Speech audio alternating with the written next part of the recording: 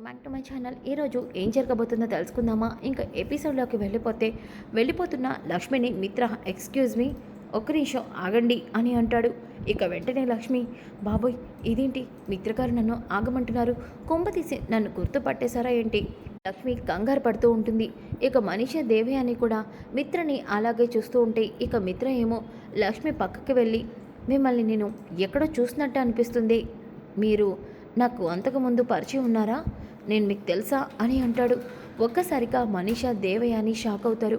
ఇక లక్ష్మి కూడా, బాబోయ్ మిత్రగారు నన్ను గుర్తుపట్టినట్టున్నారు, మిత్రగారికి నేను దూరమైన నా కళ్ళుని ఇంకా మర్చిపోలేదు, ఇప్పుడు నేనేం చేయాలి అని చెప్పేసి ఇక టెన్షన్ పడుతూ ఉంటే మనీషా, మిత్ర ఏం మాట్లాడుతున్నావు నువ్వు? ఆ అమ్మాయిని నువ్వు చూసుంటావా? ఇంపాసిబుల్, తనని నువ్వెలా చూస్తావు? అది కాదు మనీషా. ఇక దేవయాని, మిత్ర అనవసరంగా నువ్వెవరినో చూసి ఎవరు అనుకుంటున్నావు, తను మెహందీ డిజైన్స్ వేసే అమ్మాయి, ఆ అమ్మాయిని నువ్వు చూడటం ఏంటి? వాళ్ళు లేబర్ వర్క్స్ చేసుకునే వాళ్ళు, వాళ్ళతో నువ్వెలా కలుస్తావు? నువ్వెవరినో చూసి ఎవరు అనుకుంటున్నావు?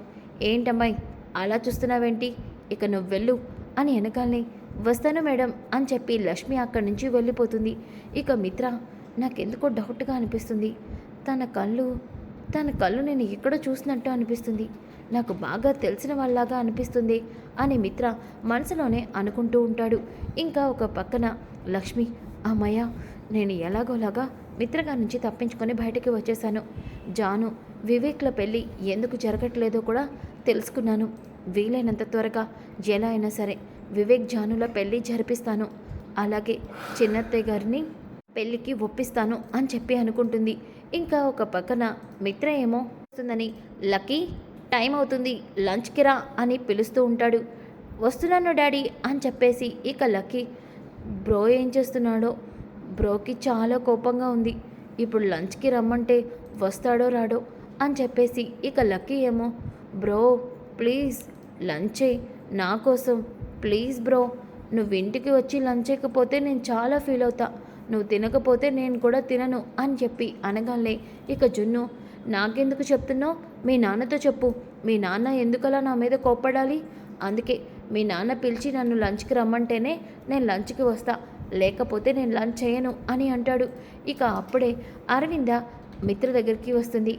ఏంటి మిత్ర, నీ కూతురు ఇంకా కిందకి రాదేంటి, భోజనం చేయాలి కదా, ఈ జున్నుగడు కూడా రాడేంటి అని చెప్పి అంటూ ఉంటే అప్పుడే లక్కీ, నానమ్మ జున్ను లంచ్ చేయడంట, అదేంటే లంచ్కే కదా ఇన్వైట్ చేసావు, మరి లంచ్ చేయకపోవడం ఏంటి? ఎందుకంటే నాన్న వల్ల నాన్న ఆ రూమ్లోకి వెళ్ళినందుకు జున్ను మీద అరిచాడు, జున్ను పాపం ఫీల్ అయినట్టున్నాడు, అందుకే లంచ్ అయినట్టున్నాడు, నాన్న నా కోసం నువ్వు జున్నుని లంచ్కి పిలవాలి. నేనా? No nothing. అదేంటి నాన్న, ఇంటికి వచ్చిన నా ఫ్రెండ్ని లంచ్ చేయకుండా పంపిస్తామా? ప్లీజ్ నాన్న, ప్లీజ్ ప్లీజ్ ప్లీజ్ అంటూ లక్కీ ఇక మిత్రని బ్రతిమలాడుతూ ఉంటే ఇక ఇంతలోకి అరవింద, మిత్ర చిన్నపిల్లలు, వాళ్ళ మీద ఏంట్రా నీ కోపం, వెళ్ళు, ఒక్కసారి పిలిచినంత మాత్రాన ఏమైపోదులే అని వెనకాలే ఇక మిత్ర సరే అంటూ పైకి వెళ్తాడు.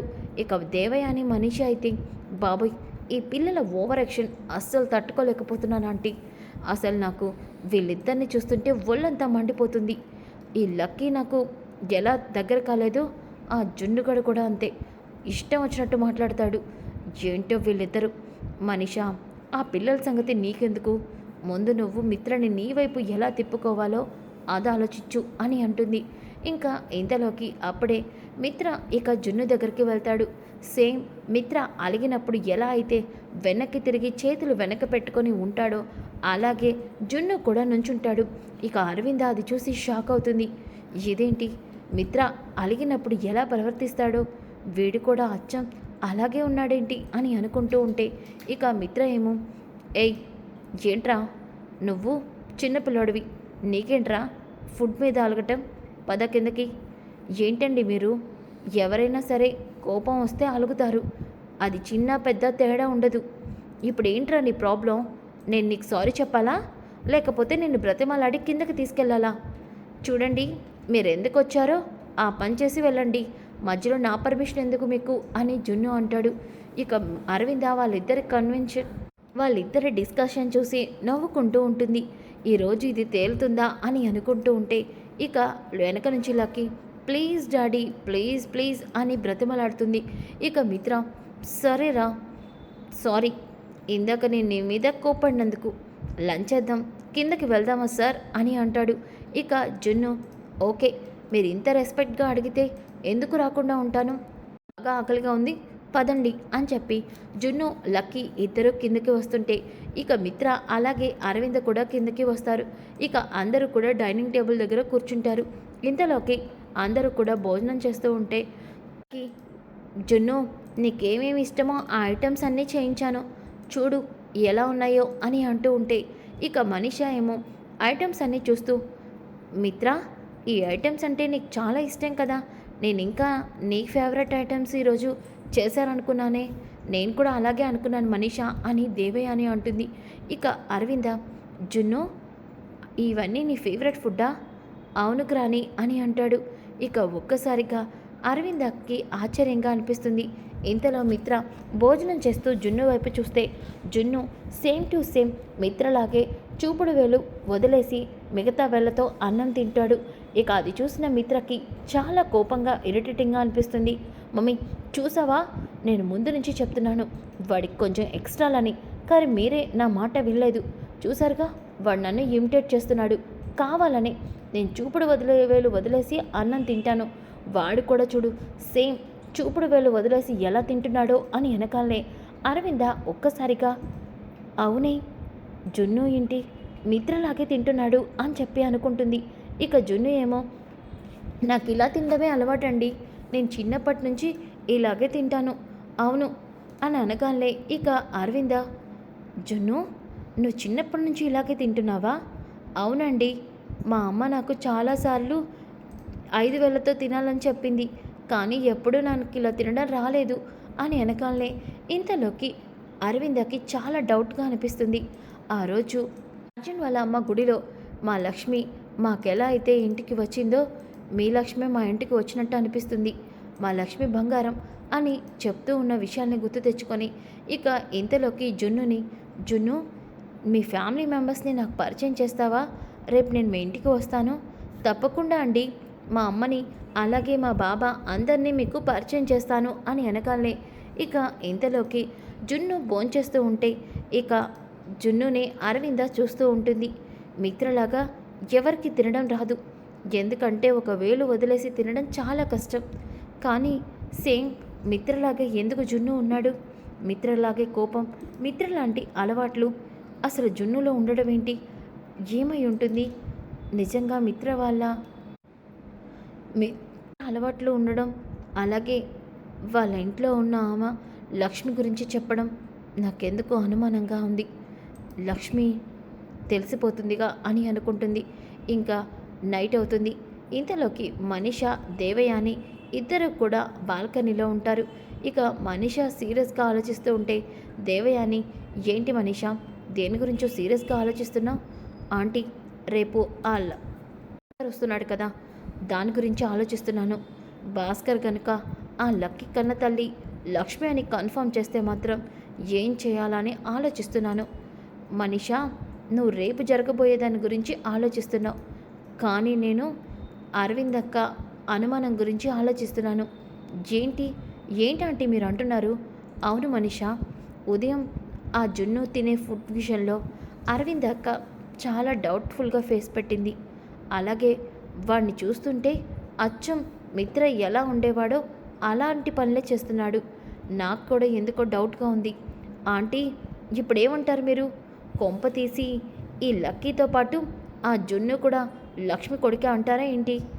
నో అలా అనట్లేదు మనీషా, కాకపోతే అలా అవటానికి కూడా ఛాన్స్ ఉంది కదా ఆంటీ.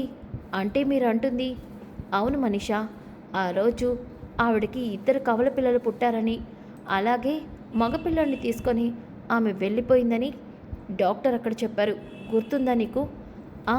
అవును ఆంటీ, ఈ విషయం నేనే మీతో చెప్పాను కదా.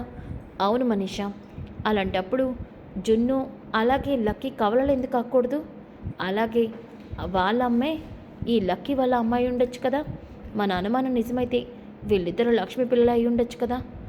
ఆంటీ ఏంటంటీ ఇలాంటి బాంబు పేలుస్తున్నారు అంటే ఇప్పుడు లక్ష్మి వైజాగ్లో ఉందంటారా? ఆ జున్నుగాడు నిజంగానే లక్ష్మి కొడుకై ఉంటారా? ఆంటీ, నాకేం అర్థం కావట్లేదు. మనీషా, ఇదంతా కేవలం నా అనుమానం మాత్రమే.